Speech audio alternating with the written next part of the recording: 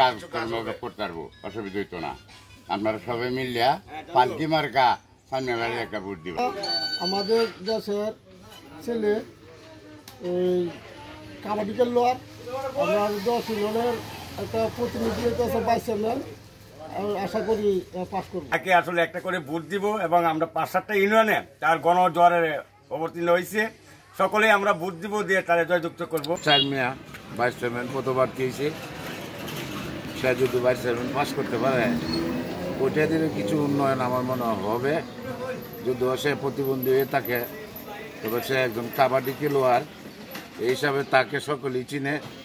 আশা করি আমরা এই যে মোহাম্মদের যে অংশ, সকলে মিলিয়া তাকেই ভোট দিব, ইনশাল্লাহ পাস করব।